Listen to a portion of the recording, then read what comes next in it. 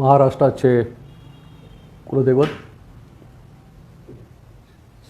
छत्रपती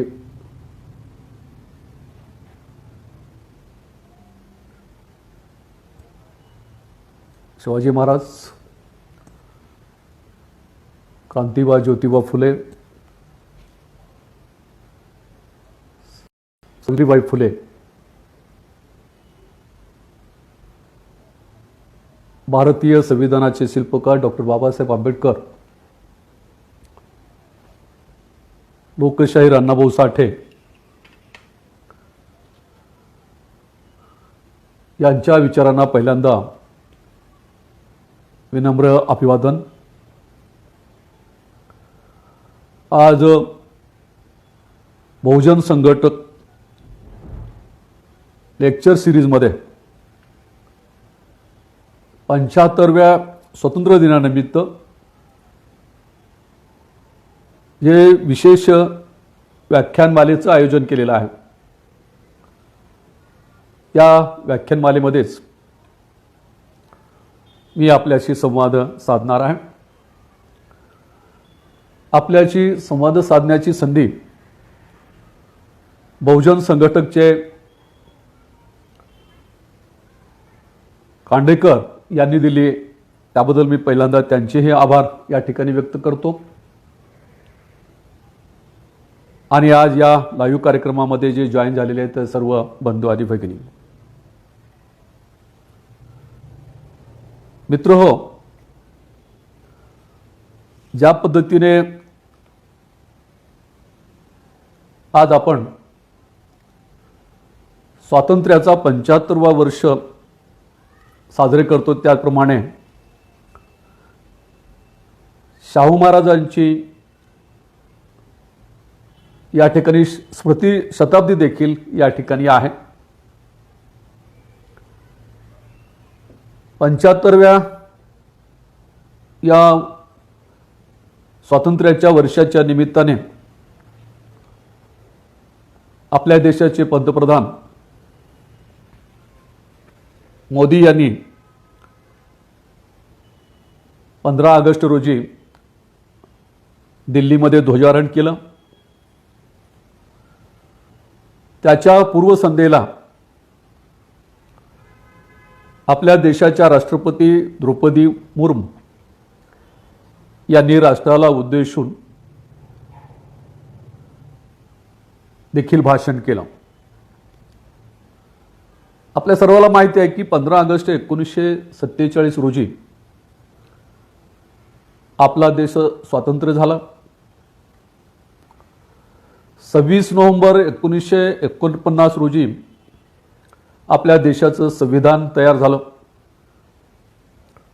आणि हे संविधान 26 जानेवारी 1950 रोजी लागू झालं। या संदर्भामध्ये एक गोष्ट मला असं वाटतं की आपण लक्षात घेणं गरजेचं असतं की संविधान हे 26 नोव्हेंबर 1949 ला तयार झालं, पण ते 26 जानेवारी 1950 ला का लागू झालं किंवा प्रजासत्ताक दिन जो आहे हा आपण 26 जानेवारी 1950 रोजी का साजरा केला, त्याला देखील एक मोठी पार्श्वभूमी आहे। ती पार्श्वभूमी अशी आहे की 19 डिसेंबर 1929 मध्ये लाहोर येथे काँग्रेसचं एक अधिवेशन भरलं होतं आणि या अधिवेशनामध्ये काँग्रेसने संपूर्ण स्वातंत्र्याची मागणी केलेली होती आणि या अधिवेशनामध्ये एक ठराव देखील त्यांनी केलेला होता। हा ठराव अतिशय लहान, म्हणजे 750 शब्दाचा हा ठराव पंडित जवाहरलाल नेहरूंनी केलेला होता आणि या ठरावाची शपथ जी आहे ती महात्मा गांधींनी दिलेली होती। हा ठराव काय केलेला होता तर या ठरावामध्ये असं सांगण्यात आलेलं होतं की पुढच्या महिन्याच्या शेवटच्या रविवारपर्यंत ब्रिटिशांनी आम्हाला संपूर्ण स्वातंत्र्य द्यावं, नाहीतर आम्ही त्या दिवशी आमचा देश स्वतंत्र झाला म्हणून आम्ही या ठिकाणी ध्वजारोहण करू, अशा प्रकारचा हा ठराव केलेला होता. परंतु पुढच्या महिन्याच्या म्हणजे जानेवारीच्या शेवटच्या आठवड्यामध्ये देखील ब्रिटिशांनी कुठलंच पाऊल उचललेलं नव्हतं. आणि मग त्या दिवशी पंडित जवाहरलाल नेहरूंनी देश स्वतंत्र झाला म्हणून ध्वजारोहण केलं. संपूर्ण देशामध्ये ध्वजारोहण झालं. अनेकांना अटक झाली, नेहरूंना देखील अटक झाली, अनेक कार्यकर्त्यांना अटक झाली. आणि मग तो रविवार जो होता त्या दिवशी 26 जानेवारी होती. आणि मग त्या 26 जानेवारीचं औचित्य गाठून या ठिकाणी पंडित जवाहरलाल नेहरूंनी स्वातंत्र्याच्या नंतर 26 जानेवारी जो आहे हा प्रजासत्ताक दिन केला. म्हणजे 15 ऑगस्ट 1947 ते 26 जानेवारी 1950 पर्यंत आपल्या देशामध्ये जे ध्वजारोहण झालं ते राष्ट्रगीता विना ध्वजारोहण झालं. परंतु त्याला ही पार्श्वभूमी आहे. खरं तर एका सुंदर राष्ट्रामध्ये जन्माला येणं मला असं वाटतं की अतिशय एक भाग्याची गोष्ट आपल्याला म्हणता येऊ शकेल किंवा गोष्ट आपल्याला म्हणता येऊ शकेल. आणि त्यामध्येही मी असं म्हणेन की ज्यांना या देशाचं स्वातंत्र्य वर्ष जे आहे 75 किंवा 100 बघायला मिळतं, तर त्या देशाचे नागरिक तर मला असं वाटतं की ते अधिकच भाग्यवान आपल्याला म्हणता येऊ शकेल. आणि मग सर्वसाधारणपणे आपल्याला स्वातंत्र्य कधी मिळालं माहीत नाही कदाचित आपल्याला, परंतु या देशाच्या स्वातंत्र्याला 75 वर्ष होत आहेत आणि ते आपल्या समोर होते. मला असं वाटतं की ही गोष्ट आपल्या दृष्टिकोनातून अतिशय महत्त्वाची आहे. स्वातंत्र्य दिन, कोणत्याही देशाचा स्वातंत्र्य दिवस जो आहे हा राष्ट्रीय सणाप्रमाणे साजरा केला जातो किंवा तो केला जावा अशा प्रकारची अपेक्षा असते. त्याच्यामध्ये कुठल्याही प्रकारचा जात धर्म राजकारण हे येऊ नये ही अपेक्षा असते. आणि मला असं वाटतं की भारताचा हा स्वतंत्र दिन 75वा स्वतंत्र दिन जे आहे तो याच पद्धतीने साजरा होणं अपेक्षित आहे. या निमित्ताने पंतप्रधान नरेंद्र मोदी यांनी घर घर तिरंगा अशा प्रकारची घोषणा केली. आता या संदर्भामध्ये उलटसुलट प्रतिक्रिया सुरू झाल्या. काही लोकांचं म्हणणं असं आलं की आजपर्यंत या लोकांनी तिरंगा आपल्या कार्यालयावर देखील चढवलेला नाही किंवा तिरंग्याला विरोध केला. तेच लोक जे आहेत आज घरघर तिरंगाची भाषा करत आहेत. मला असं वाटतं की त्यांच्या म्हणण्यामध्ये तथ्य असू शकेल, परंतु मला असं वाटतं की ही घोषणा जी आहे देशातील लोकांमध्ये राष्ट्र अभिमान जागवण्याच्या दृष्टिकोनातून महत्त्वाची आहे असं मला असं वाटतं. परंतु त्या निमित्ताने आणखी एक गोष्ट लक्षात घ्यावी लागेल की या स्वातंत्र्य दिनाच्या निमित्तानेच आणखी एक गोष्ट या सरकारने केलेली आहे. मला असं वाटतं की त्याची फार आवश्यकता होती असं नाही, परंतु त्यांनी केलेली आहे.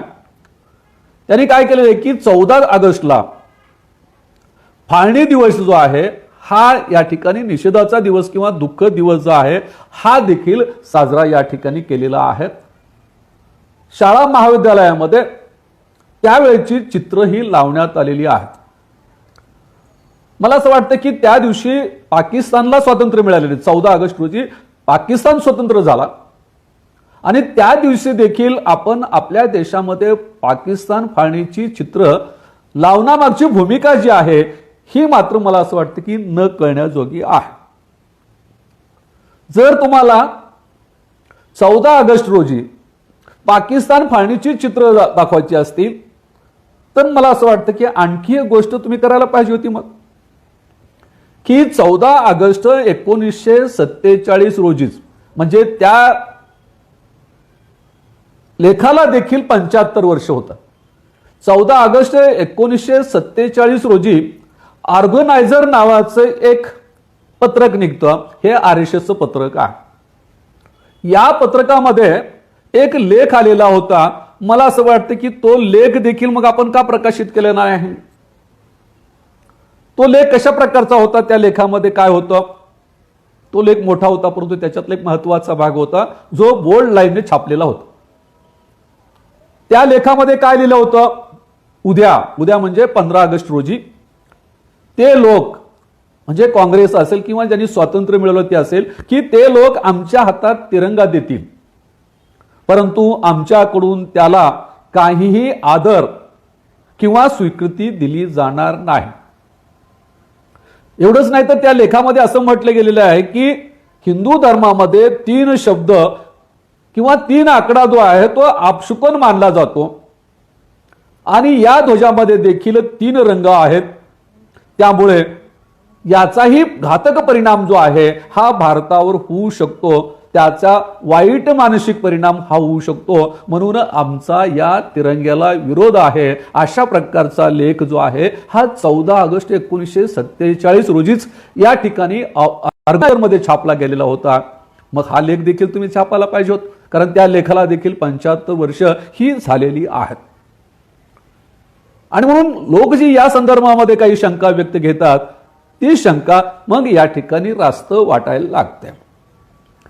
आणि मग ऑर्गनायझर मध्ये असा लेख असताना देखील किंवा आजवर संघाने कधी आपल्या कार्यालयावर झेंडा चढवला नाही हे खरं जरी असलं तरी या ठिकाणी मोदींनी हा निर्णय घेतलेला आहे. तो का घेतला असावा हा देखील एक मोठा प्रश्न आहे. परंतु मला असं वाटतं की त्याचं उत्तर जे आहे हे बाळासाहेब आंबेडकरांनी दिलेलं आहे. बाळासाहेब आंबेडकरांनी 14 ऑगस्ट रोजीच म्हणजे स्वातंत्र्याच्या आदल्या दिवशी म्हणजे 14 ऑगस्ट 1922 मध्ये एक ट्विट केलं होतं, मजकूर केला होता. आणि तो मजकूर देखील मग अतिशय महत्वाचा आहे. बाळासाहेब त्या ट्विटमध्ये असं म्हणतात की घर घर तिरंगा हा त्यांचा राष्ट्रीय कार्यक्रम नसून 15 ऑगस्ट हा दिवस भारतीय इतिहासातील काळा दिवस म्हणून साजरे करणाऱ्याचे पाप धुवून काढण्याचा RSS आणि BJPचा प्रयत्न आहे. अशा प्रकारचं अतिशय मार्मिक आणि वास्तविक अशा प्रकारचे ट्विट जे आहे हे बाळासाहेबांनी केलेलं आहे. आणि असं देखील असताना या ठिकाणी संपूर्ण देशामध्ये सुवर्ण वर्ष जे आहे 75 वर्ष जे आहे हे अतिशय उत्साहाने साजरं झालं, यामध्ये वाद नाही किंवा ते झालंच पाहिजे हे या ठिकाणी पण लक्षात घेतलं पाहिजे. कारण एक गोष्ट आपण लक्षात घेतली पाहिजे की स्वातंत्र्याचा लढा जो आहे हा विशिष्ट जातीचा लढा नव्हता, विशिष्ट धर्माचा लढा नव्हता. त्यामुळे स्वातंत्र्य लढ्यामध्ये उतरत असताना त्याची जात किंवा धर्म हा भाग न लक्षात घेता या ठिकाणी देशप्रेमाने प्रभावित झालेली माणसं जी आहेत या देश स्वातंत्र्याच्या लढ्यामध्ये उतरलेली दिसून येतात.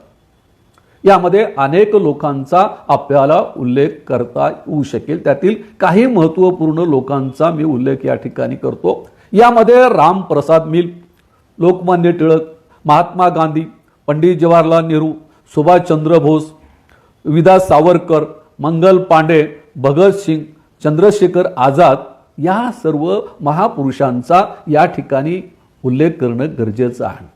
देशासाठी बलिदान दिलेल्या माणसांचा किंवा या शहीदांचा उल्लेख जो आहे हा करणं या ठिकाणी महत्वाचा आहे.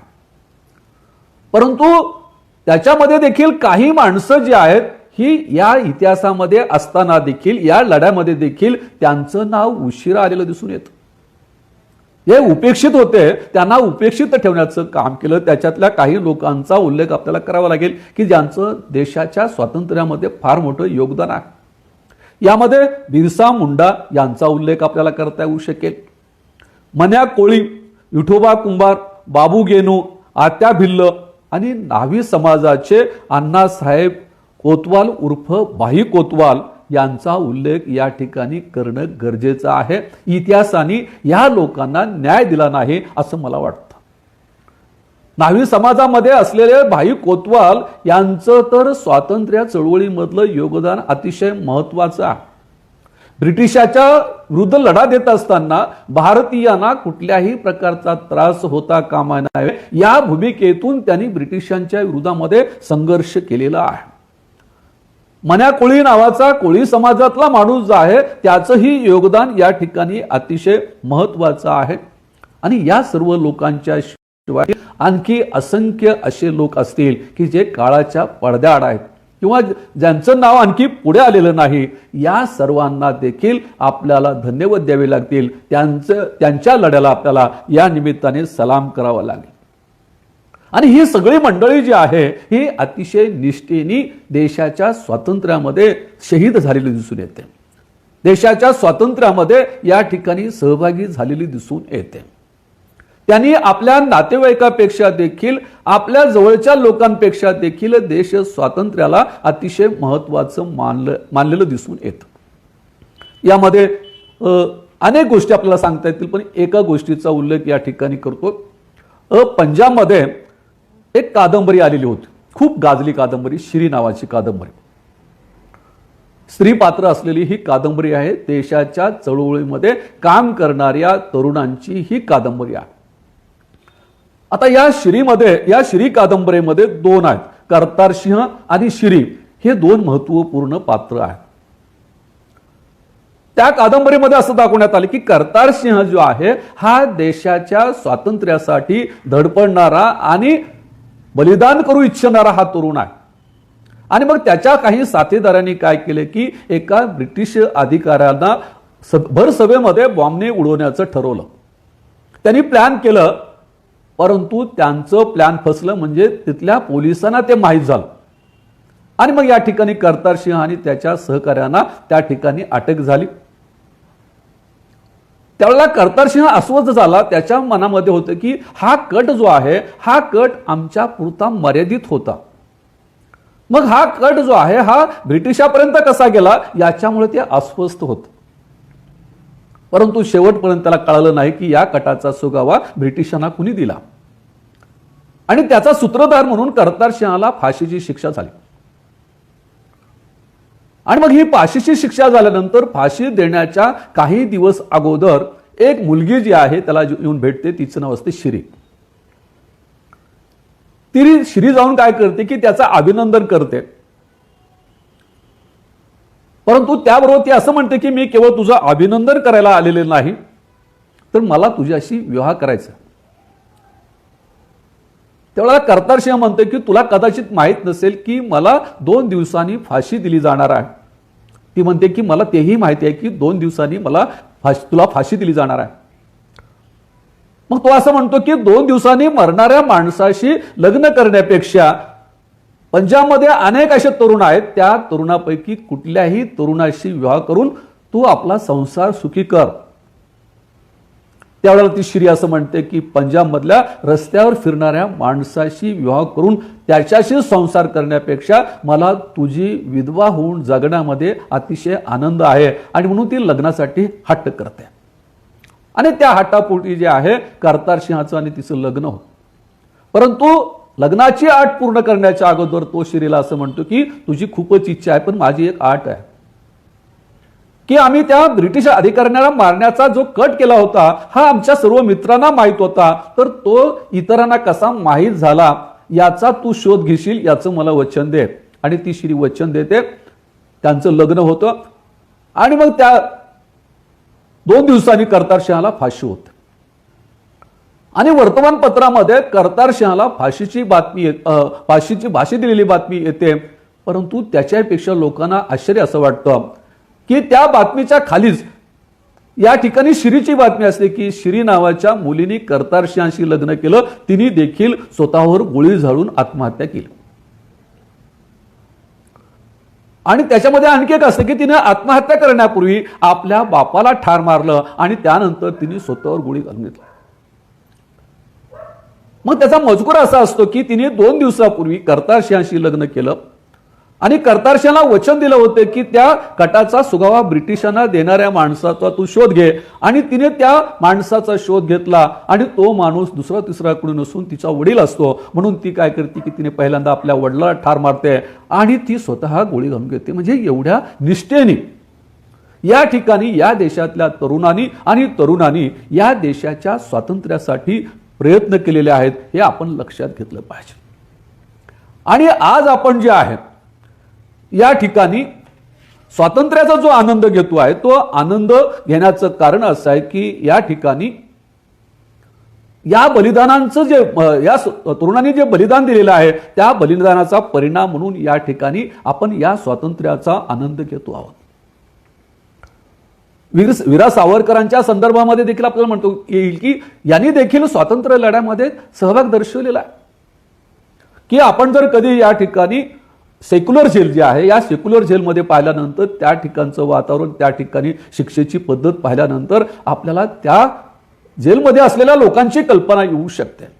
अंदमान निकोबार ची राजधानी जी आहे पोर्ट ब्लेअर, या पोर्ट ब्लेअरमध्ये सेक्युलर नावाची जेल आहे आणि त्या जेलमध्ये आपल्या देशामध्ये स्वातंत्र्य लढ्यामध्ये सहभागी होणाऱ्या लोकांना त्या ठिकाणी बंदिस्त करण्यात आलेलं होतं.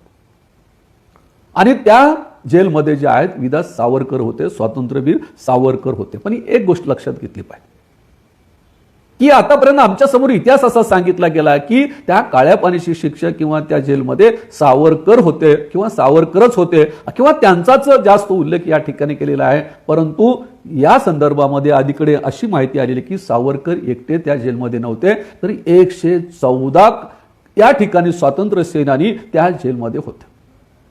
या संदर्भामधला इतिहास जो आहे या संबंधीचे एक पुस्तक आलेलं मित्र, बबन फाळे नावाचे आहेत नागपूरचे, त्यांचं पुस्तक क्रांतीधाम नावाचं पुस्तक आलेलं आहे. हे बबन फाळे जे आहेत हे सेक्युलर जेलमध्ये जवळपास 29 वर्षे त्यांनी नोकरी केलेली आहे आणि म्हणून तिथले सर्व रेकॉर्ड्स त्यांना माहिती आहेत आणि त्या रेकॉर्डच्या आधारावर त्यांनी या ठिकाणी सांगितले की त्यावेळेला 114 या ठिकाणी त्या जेलमध्ये होते आणि त्याच्यामध्ये 114 जे आहेत त्याच्यापैकी माफी मागणारे फक्त सावरकर होते असाही उल्लेख त्यांनी त्याच्यामध्ये केलेला आहे.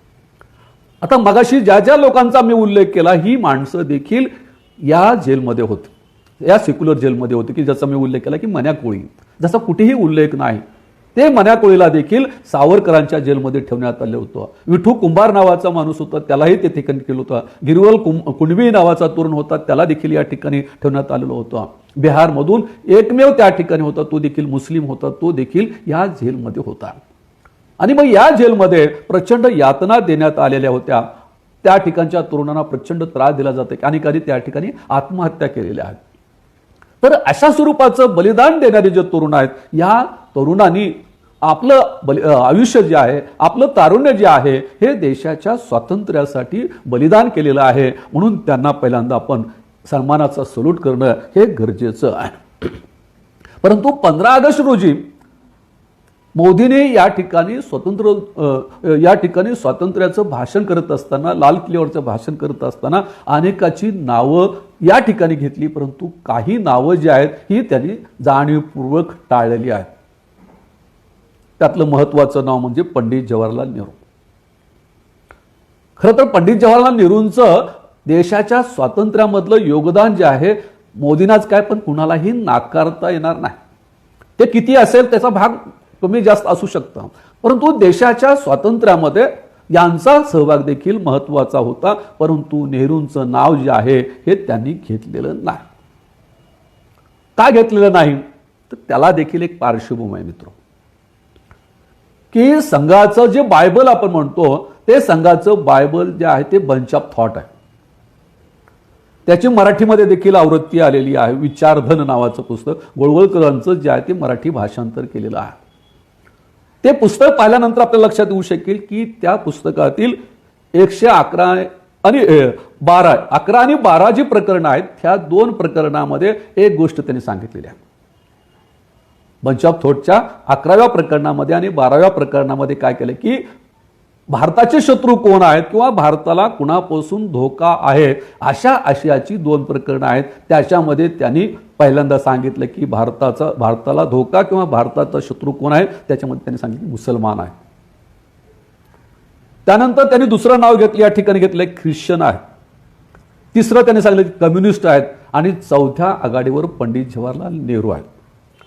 म्हणजे त्यांनी देशाच्या स्वातंत्र्याच्या अगोदरच देशाचे शत्रू हे देखील निश्चित केलेले आहेत आणि या भूमिकेतून काँग्रेस आणि पंडित जवाहरलाल नेहरू यांना देखील त्यांनी आपला शत्रू मानलेला आहे. कदाचित ते शत्रुत्व, त्या बंच ऑफ थॉट मधलं शत्रुत्व आज देखील म्हणजे 2022 मध्ये देखील मोदीजी विसरलेले नाहीत असंच आपल्याला म्हणता येऊ शकेल.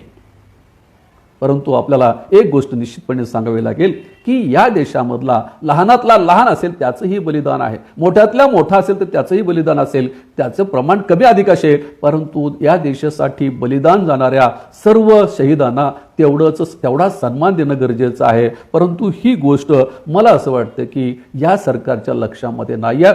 मोदी साहेबांनी देखील तिथं फरक केलेला आहे. कारण आज जे आम्ही स्वातंत्र्याचा आनंद घेतो आहे, आज जे आम्ही स्वतंत्र म्हणून नागरिक म्हणून या ठिकाणी वावरतो आहे, तर या सर्व बलिदान देणाऱ्या शहीद होणाऱ्या या सैनिकांचं, तरुणांचं त्यामागे फार मोठा त्याग आहे, हे आपण लक्षात घेतलं पाहिजे. आणि म्हणून या सर्वच तरुणांचं महत्त्व जे आहे हे आपल्याला सारख्या प्रमाणामध्ये मांडता येऊ शकेल. आता या संदर्भामध्ये मला जो विषय दिला त्या विषयाच्या अनुषंगाने मी बोलणार आहे की स्वातंत्र्याचं काय झालं, काय आमच्यापर्यंत आलं नाही, हे जे स्लोगन आहे ते खरं तर एका भटक्या विमुक्तांच्या मोर्चामधलं हे स्लोगन आहे. आता ह्या स्लोगनमध्ये किती वास्तव आहे किंवा त्या स्लोगनामध्ये काही अर्थ आहे का, हा भाग देखील महत्त्वाचा आहे. मोदी साहेबांनी किंवा देशाच्या पंतप्रधानांनी केवळ तिरंगा घर नाही तर स्वातंत्र्याची भावना ही देखील घराघरामध्ये पोहोचवण्याची गरज आहे. केवळ घराघरामध्ये तिरंगा अशी घोषणा देऊन या देशातल्या स्वातंत्र्याचा उपभोग घेता येणार नाही. तर आपल्याला काय करावं लागेल की हे स्वातंत्र्याचा लाभ, स्वातंत्र्याचा आनंद जो आहे हा घराघरांत पोहोचवण्याची गरज आहे. परंतु दुर्दैवाने देशाचं 75 वर्ष स्वातंत्र्याचं आपण 75वं वर्ष साजरं करत असताना देखील हे स्वातंत्र्य घराघरात गेलेलं आहे का, याचं उत्तर आपल्याला नकारात्मक देता येऊ शकेल. आज देखील मोठा समूह जो आहे हा समूह या स्वातंत्र्यापासून, स्वातंत्र्याच्या या फायद्यापासून किंवा स्वातंत्र्याच्या नंतर आलेल्या संविधान आहे त्या लाभापासून खूप लांब असलेला दिसून येतो. त्याचं कारण काय, तर त्याचं कारण देखील डॉक्टर बाबासाहेब आंबेडकरांनी सांगितले होते की ज्या देशामध्ये सामाजिक आणि आर्थिक विषमता मोठ्या प्रमाणामध्ये असते, सांप्रदायिकता मोठ्या प्रमाणामध्ये असते, त्या देशामध्ये सर्वांना समान न्याय मिळणं अवघड असतं. ही कल्पना बाबासाहेबांनी मांडली होती. तीच मला असं वाटतं की त्यामागची भूमिका आहे. आज आपण आपल्या देशामध्ये पाहतो की अनेक प्रश्न आहेत, त्याच्यामध्ये आर्थिक विषमता ही देखील आहे. आता सर्वांना आर्थिक समान पातळीवर आपल्याला आणता येणार नाही, परंतु टोकाची आर्थिक विषमता जी आहे ही आपल्या देशामध्ये आढळून येते. मोदी असं म्हणतात की घर घर तिरंगा, परंतु अलीकडच्या आकडेवारी मी आपल्याला सांगतो की आपल्या देशामध्ये 1.8 मिलियन लोक बेघर आहेत, ज्यांना स्वतःचं घर नाही आहे. खरं तर घर घर तिरंगा म्हणत असताना या ठिकाणी ही घोषणा करणाऱ्यांनी किती खरं लोकांना घर आहेत आणि ते घर आहेत की नाहीत याचा देखील विचार करायला पाहिजे होता. परंतु घोषणेसाठी घोषणा असेल तर त्याला अर्थ उरत नाही. म्हणजे या देशामध्ये अनेक असे लोक आहेत, मी आता सांगितले की 1.8 मिलियन लोक जे आहेत हे ज्यांना घर नाही आहे. आपण शहरी समुदायामध्ये पाहिल्यानंतर लक्षात येऊ शकेल की शहरी समुदायामध्ये अनेक कुटुंब जे आहेत ते रस्त्याच्या ब्रिजच्या खाली आहेत, पुलाच्या खाली त्यांचं कुटुंब राहतं. काही लोक जे आहेत हे उघड्यावर संसार करतात, त्यांना कुठलंही छत नाही. आपण जर भटके विमुक्त आपण जर पाहिले तर या भटक्या विमुक्तांना घर नावाचा प्रकार नाही आहे. त्यांना घर नाही आहे, घर नाही म्हणजे राशन नाही आहे, त्यांना मतदानाचा अधिकार नाही आहे. आणि मग आपल्या या घरघर तिरंगा आणि मग राष्ट्राभिमान जे आहे या गोष्टीला कुठल्याही प्रकारचा अर्थ उरत नाही. मुंबई हे जसं आपल्या देशाच्या महत्वाचं राजधानीचं महत्वाचं शहर मानलं जातं, तसं जगामधलं देखील एक महत्वाचं शहर म्हणून ओळखलं जातं. या मुंबईची आणखी एक ओळख आहे की मुंबईमध्ये असलेली धारावी झोपडपट्टी जी आहे ही जगामध्ये सर्वात मोठी झोपडपट्टी आहे असं मानलं जातं. मग या ठिकाणी लोक जे आहेत ते 5 बाय 5च्या घरामध्ये या ठिकाणी 8-8, 10-10 लोक या ठिकाणी राहतात. म्हणजे काहींना घरं नाही आहेत, काही लोकांना घरं असली तरी केवळ निवारा म्हणून त्या घरामध्ये राहतात. केवळ घरामध्ये कुत्रे मांजरं जाऊ नये म्हणून दरवाजा असतो या ठिकाणी. आणि अशा प्रकारची विषमता या देशामध्ये असतानाच दुसऱ्या बाजूला आपण असं पाहतो की जगामध्ये सर्वोच्च अशा प्रकारची घरं देखील मुंबईमध्ये आहेत की ज्यांच्या घराचा उल्लेख जागतिक स्तरावर केला जातो. म्हणजे एका बाजूला धारावी ही जगप्रसिद्ध झोपडपट्टी आहे, तसं मुंबईतली काही लोकांची घरं जी आहेत हे जागतिक पातळीवर या ठिकाणी महत्वाची मानली जातात किंवा जगामध्ये ती मोठी घरं मानली जातात. त्याच्यातले टॉप 10 नाही 7 घरं जी आहेत ती मानली जातात की जे भारतामध्ये सर्वात महागडी घरं आहेत, सगळ्यात मोठी घरं आहेत. आता हे 7 घरांच्या संबंधीचा उल्लेख मी करणार नाही, 2-3 घराचा उल्लेख आपण 7व्या नंबरचं घर बघू. 7व्या नंबरचं घर आहे त्याचं नाव जलसा. हे जलसा हे घर जे आहे हे या ठिकाणी अमिताभ बच्चन यांचं हे घर आहे. या घरामध्ये अमिताभ बच्चन राहतात. या घराची किंमत 112 कोटी आहे. 112 कोटीच्या घरामध्ये 4 माणसं राहतात. त्यानंतर जगामध्ये दुसऱ्या क्रमांकाचं जे घर मानलं जातं ते पुनावाला नावाचे आहेत. त्यांचं घर देखील मुंबईमध्ये आहे. त्यांनी 2015 मध्ये हे घर मुंबईमध्ये विकत घेतलं. त्याची किंमत 750 कोटी आहे. म्हणजे एका बाजूला आपण धारावीची झोपडपट्टी पहा आणि दुसऱ्या बाजूला पुनावालाचं घर आपण जर पाहिलं तर आपल्याला या ठिकाणी त्याची तुलना देखील करता येणार नाही, एवढी ही विषमता आहे. जगामध्ये टॉप म्हणजे 7व्या क्रमांक 1 नंबरचं घर जे आहे ते मुकेश अंबानी आहे. ज्यांच्या घराची किंमत म्हणजे आपण सरकारी किंमत पाहतोय की त्या घराची किंमत 12,912 कोटीची आहे. 12,912 कोटीचं हे घर आहे.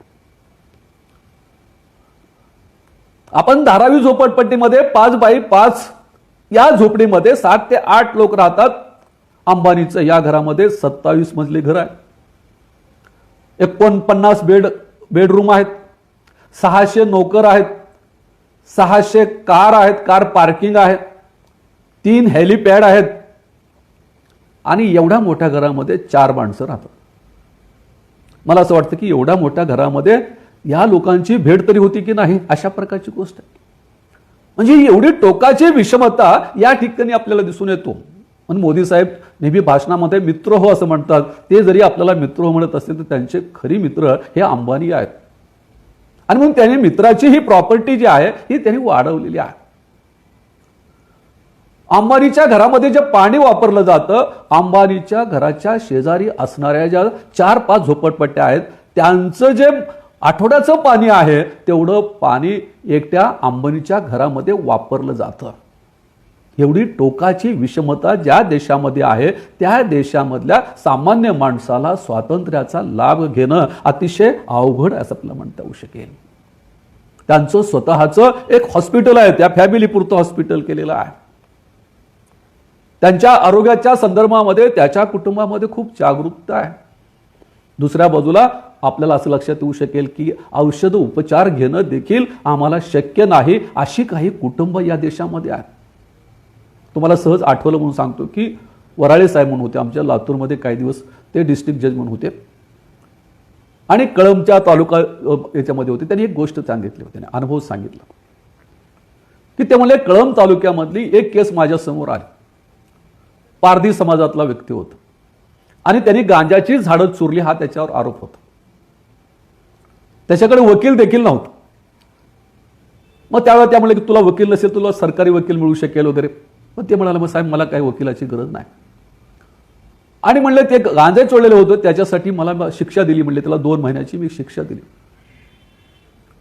2 महिन्याची शिक्षा दिल्यानंतर मी ती शिक्षा देताना देखील मला अतिशय वाईट वाटलं म्हणाले. आणि मी ज्यावेळेला दुपारच्या वेळेला माझ्या रूममध्ये गेलो म्हणले तिथं, त्यावेळेला तो माणूस रूमच्या बाहेर थांबलेला होता.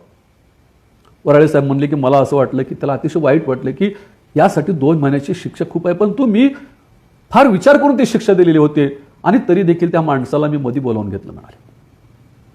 ते म्हणाले काय तू? तर ते म्हणले आता काय त्याच्यामध्ये बदल होऊ शकत नाही.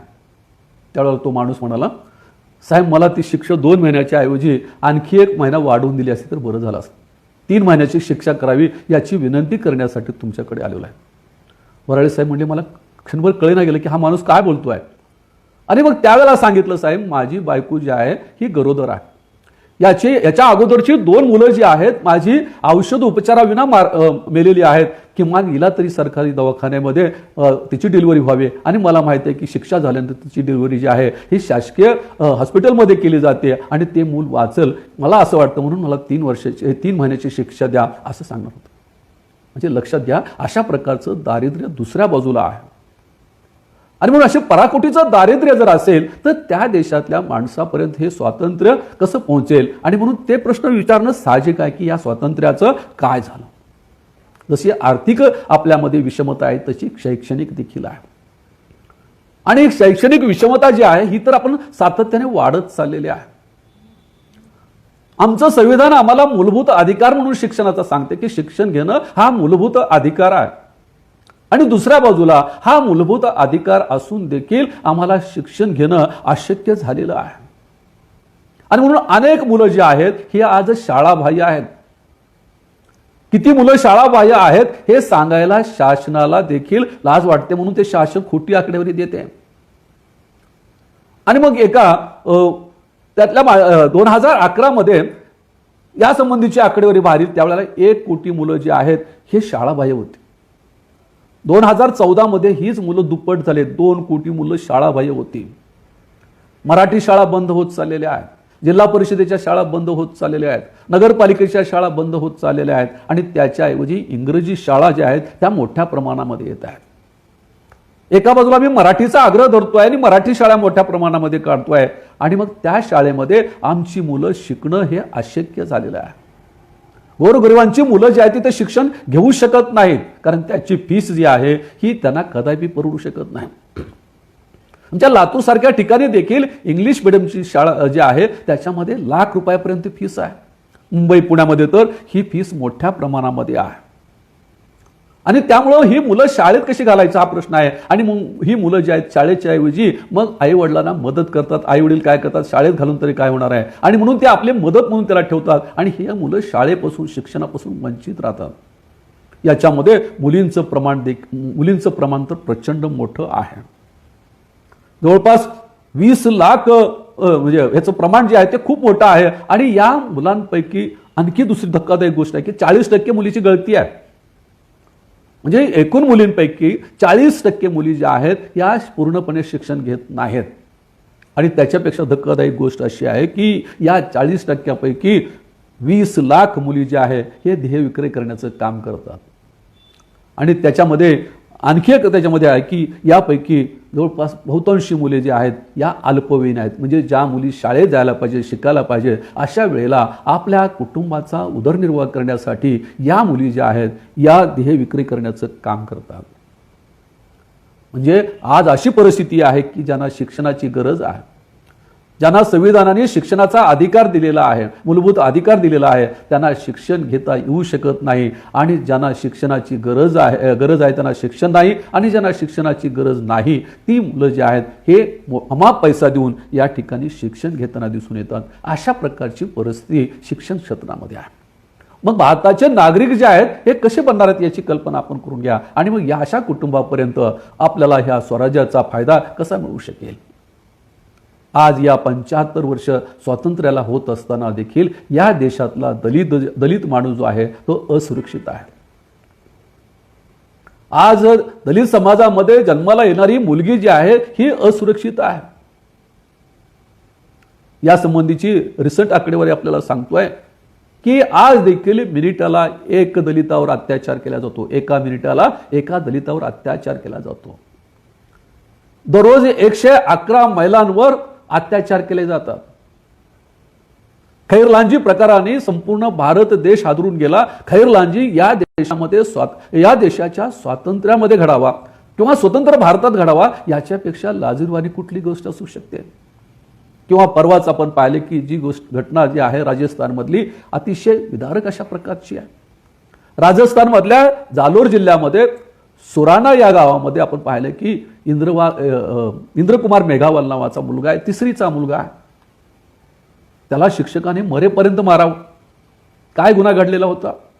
गुन्हा हा घडला होता की स्वातंत्र्याची 75 वर्ष झाली तरी सवर्णाच्या माठातलं पाणी पिण्याचा त्याने गुन्हा केलेला होता. स्वातंत्र्याच्या 75 वर्षानंतर देखील तो मुलगा जो आहे हा पाणी सवरण्याच्या माठातलं पिऊ शकत नव्हता आणि तो गुन्हा त्यांनी केला आणि त्याला मारण्याचं काम देखील दुर्दैवाने शिक्षकाने करावं, ही त्याच्याहून वाईट गोष्ट आहे. काही वर्षापूर्वी मी पाहिलं की नांदेड जिल्ह्यामध्ये एका मातंग मुलांनी सवर्ण मुलीशी विवाह केला म्हणून त्या मुलाचे कांदा कापण्याच्या सुरीने डोळे काढण्यात आलेले होते. दोन्ही डोळे काढण्यात आले होते आणि हा डोळे काढणारा देखील शिक्षक होता. मग स्वातंत्र्याच्या नंतर देखील दलितावर अशा प्रकारचे अत्याचार होत असतील. स्वातंत्र्याच्या 75 वर्षानंतर त्याला पाणी पिता येऊ नये, स्वातंत्र्याच्या 75 वर्षानंतर त्याला मंदिरामध्ये प्रवेश मिळू नये, स्वातंत्र्याच्या 75 वर्षानंतर त्याला शिक्षणाचा अधिकार घेता येऊ नये. मग या स्वातंत्र्याचं हे जे फळ आहे त्याच्यापर्यंत गेलेलं आहे किंवा त्यांनी विचारलेला प्रश्न जो आहे हा या ठिकाणी कसा चुकीचा आहे असं आपल्याला म्हणता येऊ शकेल, हीच गोष्ट आपल्याला दिसून येईल. दलितांच्या संदर्भामध्ये तेच झालेलं आहे. या देशातल्या ज्या महिला आहेत, आपल्या देशामध्ये 50% महिला आहेत. स्वातंत्र्याची 75 वर्ष झालेली आहेत तरी देखील या देशातली महिला जी आहे हे स्वतंत्र आहे हे या देशातल्या पंतप्रधानाला सांगण्याचं धाडस होऊ शकणार नाही. आपल्या महिला राष्ट्रपती यांना देखील हे धाडस होणार नाही की आमच्या देशातल्या 50% असलेल्या महिला ज्या आहेत या सुरक्षित आहेत हे सांगण्याचं धाडस जे आहे हे राष्ट्रपतीला देखील होऊ नये. याच्यापेक्षा काय दुर्दैव असू शकतो. या देशातल्या आमच्या महिला पुरुष प्रधान समाज व्यवस्था आणि धार्मिक बंधनं जी आहेत ज्याच्यामुळे ते स्वातंत्र्यापासून कितीतरी दूर आहेत. एका बाजूला आपण या स्वातंत्र्याच्या दिनी पंतप्रधानांनी देखील फार मोठी घोषणा केली, भारत माता की जय. रस्त्यावर भारत माता की जयच्या घोषणा घडत होत्या. दुसऱ्या बाजूला आपण असं पाहतो की या ठिकाणी सरस्वतीची पूजा केली जाते. एवढंच नाही तर गायीसारख्या पशुला देखील आई मानण्याची मानसिकता या देशामध्ये असताना देखील या देशातील स्त्रियांना मात्र पशुपेक्षा हीन वागणूक आज 75 वर्षानंतर देखील दिली जावी. याच्यापेक्षा वाईट काय असू शकतं.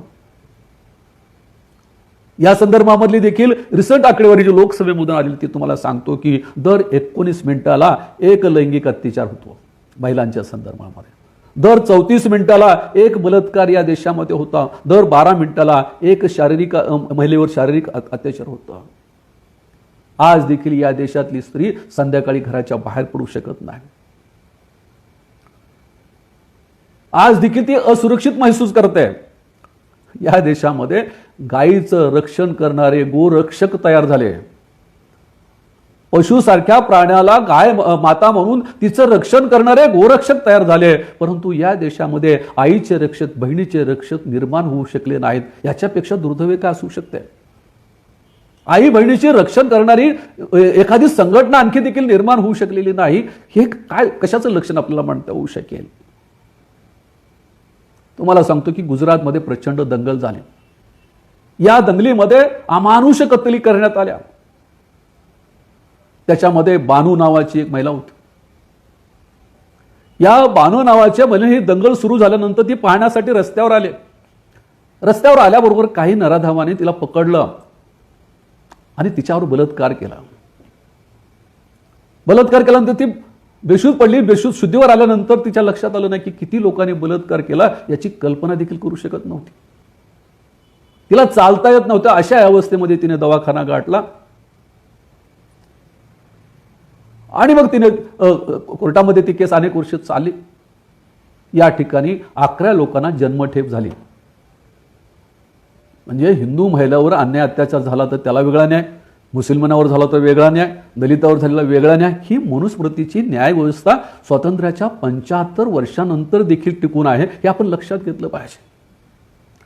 आणि मग या 11 नराधमांना जी आहे ही जन्मठेप झाली आणि कालच्या 15 ऑगस्ट दिवशी स्वातंत्र्य दिनानिमित्त गुजरातच्या मुख्यमंत्र्यांनी या 11 लोकांची मुक्तता केली. हे कसलं स्वातंत्र्य आहे मला सांगा. आणि म्हणून आजची स्त्री जी आहे ही स्त्री जी आहे ही आपल्याला या देशामध्ये असुरक्षित होते. अण्णाभाऊ साठेंनी खूप वर्षापूर्वी या ठिकाणचं वर्णन केलेलं होतं. अण्णाभाऊ साठे असं म्हणतात, खरं तर या देशामध्ये स्त्री होऊन जन्मालाच येऊ नये. ती स्त्री म्हणून जन्माला आली तर तिने सुंदर होऊन कधी जन्माला येऊ नये. ती सुंदर होऊन जन्माला असेल तर तिने गरिबाच्या घरी जन्माला येऊ नये. आणि ती सुंदर असेल तर तिने दलिताच्या घरी तर कधीच जन्माला येऊ नये. अशा प्रकारचं वर्णन लोकशाहीर अण्णाभाऊंनी केलेलं होतं. ते मला असं वाटतं की स्वातंत्र्याच्या 75 वर्षानंतर देखील अण्णाभाऊंचं हे विधान बदललेलं आहे असं म्हणण्याचं धाडस कुणीही करू शकणार नाही. अशा पद्धतीने या देशामध्ये ही स्त्री देखील अतिशय असुरक्षित अशा प्रकारची आहे. काल आमच्याकडे रक्षाबंधन झालं. या ठिकाणी राख्या घेऊन घरी जाणाऱ्याची संख्या लाखोनी होती. प्रत्येकाने आपल्या बहिणीकडून राखी बांधून घेतली. मला असं वाटतं की त्याच दिवशी तिथल्या तरुणांनी सगळ्या भावांनी जर ठरवलं असतं की राखी बांधणारी ही जशी माझी बहीण आहे तशी समाजा वावरणारी दलिताची असेल मुसलमानाची असेल कोणती असेल ती देखील माझी बहीण आहे, ही गोष्ट जरी त्या दिवशी पाळली तर मला असं वाटतं की हे दलितावरचे अत्याचार कमी होतील, महिलावरचे अत्याचार हे कमी होते. परंतु असं होऊ शकत नाही. हिंदू धर्मामध्ये हजारो सण आहेत पण माणसाचं मन असणारे सण अतिशय कमी आहेत. आणि म्हणून अशा या 75 वर्षाच्या स्वातंत्र्य दिनानिमित्त देखील या देशामधली स्त्री जी आहे असुरक्षित असेल तर ते स्वातंत्र्य कुणासाठी आहे हा प्रश्न निर्माण होतोय. कारण मग त्यांची मागणी जी आहे की हे स्वातंत्र्य आमच्यापर्यंत कधी येणार याच्यामध्ये काहीच मग नाही. आणि त्यामुळं मला असं वाटतं की ही विषमता दूर होणं पहिल्यांदा आवश्यक आहे. ही विषमता दूर झाल्याशिवाय घरघर तिरंग्याला काहीच अर्थ उरणार नाही. घर घर माणूस की जे आहे, घर घर माणूस जो आहे हा पहिल्यांदा जाणं गरजेचं आहे. माणसाचं मन जाणं गरजेचं आहे. आणि मला असं वाटतं की ही परिस्थिती बदलण्याचं काम कोण करू शकतं. मला तर असं वाटतं की ही परिस्थिती बदलण्याचं काम राजकारणी लोक करतील याच्यावर माझा तरी किमान विश्वास नाही आहे. कारण राजकारणी मंडळी कधी काय करेल हे सांगता येऊ शकत नाही. म्हणून ही जबाबदारी जी आहे ती मला असं वाटतं की या देशातील शिक्षक असतील, या देशातला विशेषतः तरुण वर्ग जो आहे हा पुढे आला तर ही परिस्थिती बदलू शकते.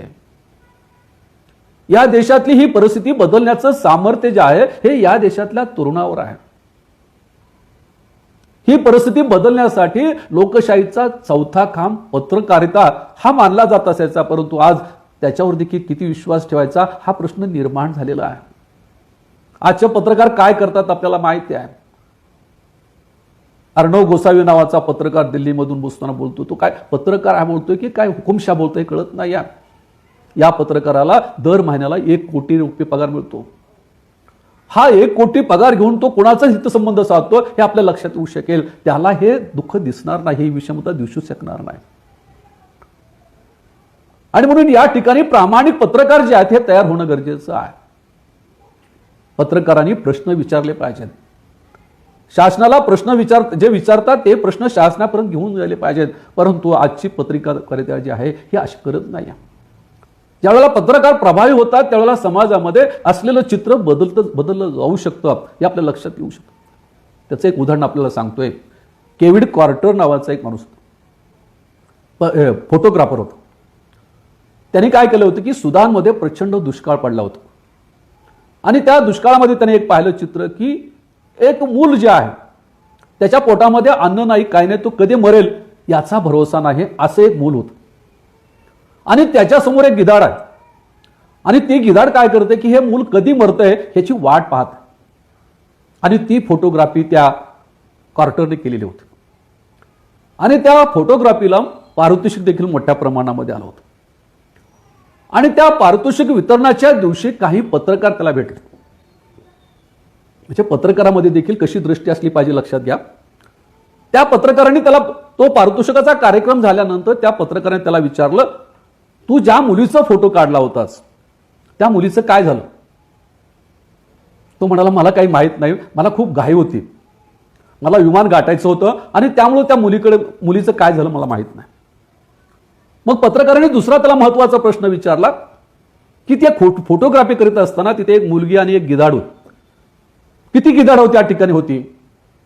तर त्याने सांगितलं की मी पाहिलं त्यावेळेला एकच गिधाड होतं आणि त्या गिधाडाचा फोटो त्या मुलीच्या बरोबर आलेला आहे. त्यावेळेला एक पत्रकार म्हणाला की सॉरी, त्या ठिकाणी एक नाही 2 गिधाडं होती. एक गिधाड जे आहे हे तुझ्या कॅमेऱ्यामध्ये आलेलं आहे आणि एक गिधाड तुझ्या कॅमेऱ्याच्या मागं होतं. याचा प्रचंड परिणाम जो आहे तो त्या क्वार्टरवर झाला. ते पारितोषिक घेतलं, त्याचा आनंद तर विरून गेलाच गेला. आणि दुसऱ्या संध्याकाळी त्याच्यावर खूप त्याने विचार केला की आपण जे केलेलं आहे ते खूप वाईट केलेलं आहे. आपली फोटोग्राफी जी आहे ही या ठिकाणी माणसाचं मन ओळखणारी नाही, माणसाचं शोषण ओळखणारी नाही, माणसाचं दुःख ओळखणारी नाही. अशा प्रकारचा पश्चाताप झाला. त्या फोटोग्राफरने आत्महत्या केली.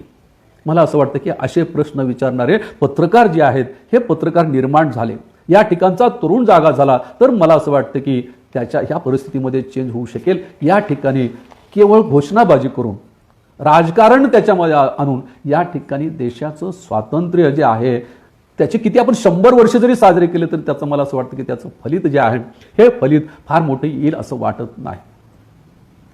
आणि शेवटी जाता जाता एकच गोष्ट म्हणेन की या स्वातंत्र्याच्या संदर्भामध्ये बाबासाहेबांनी केलेलं भाषण जे आहे हे अतिशय महत्त्वाचं आहे. मला असं वाटतं की पंतप्रधान कोणत्याही पक्षाचे असोत, मुख्यमंत्री कोणत्याही देशाचे असोत, त्यांनी बाबासाहेबांचं हे भाषण लक्षात घेतलं तर त्यांना देखील स्वातंत्र्याचा अर्थ कळेल. आणि सर्वात महत्त्वाची गोष्ट, या देशातील नागरिकांना हे स्वातंत्र्य कसं असतं आणि कसं टिकवावं लागतं याची कल्पना बाबासाहेबांच्या या भाषणामधून येईल. 26 नोव्हेंबर 1950 रोजी बाबासाहेबांनी घटना समितीसमोर दिलेलं हे शेवटचं भाषण आहे. बाबासाहेबांनी हे भाषण जवळपास 55 मिनिटाचं भाषण आहे. आणि भाषणाच्या अगदी शेवटच्या मुद्द्यावर बाबासाहेबांनी काही मुद्दे उपस्थित केलेले आहेत. या भाषणाच्या शेवटी बाबासाहेब काय म्हणतात बघा. बाबासाहेब म्हणतात, खरं तर इथंच मी माझं भाषण संपवणार होतो. खरं तर इथंच मी माझं भाषण संपवणार होतो, परंतु माझं मन देशाच्या भवितव्याबाबत चिंताग्रस्त आहे. जो माणूस या देशाला संविधान अर्पण करतोय त्याच दिवशी ते सांगतात की देशाच्या भवितव्याबाबत मी चिंताग्रस्त आहे. 26 जानेवारी 1950 रोजी भारत एक स्वतंत्र राष्ट्र होईल, परंतु या स्वातंत्र्याचे काय होईल, ते अबाधित राहील की गमावून बसेल, हा माझ्या समोर चिंतेचा विषय आहे. पुढे जाऊन ते असं म्हणतात की जात, धर्म आणि सांप्रदायिकता हे आपले पुराणे शत्रू आहेत. भविष्यात या शत्रूची पुन्हा भर पडू शकते. त्यावेळी भारतीय लोकांनी देशापेक्षा या शत्रूंना महत्त्व दिलं, सांप्रदायिकतेला महत्त्व दिलं. त्यावेळेला पुन्हा हे स्वातंत्र्य संकटात सापडेल, कदाचित नष्ट होईल. असे संकट येऊ नये म्हणून सर्वांनी सज्ज राहिलं पाहिजे. अंगात रक्ताचा थेंब असेपर्यंत आपण आपल्या स्वातंत्र्याचे रक्षण करू असा निश्चय केला पाहिजे.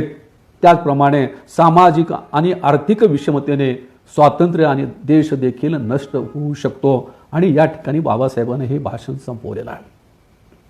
म्हणून या स्वातंत्र्य दिनाच्या निमित्ताने आपण एक गोष्ट लक्षात घेतली पाहिजे की स्वातंत्र्य 75 असेल की 100 असेल, परंतु या स्वातंत्र्याचा लाभ जो आहे, या स्वातंत्र्याचा आनंद किती लोकांपर्यंत पोहोचलेला आहे हा भाग त्यामध्ये महत्त्वाचा आहे.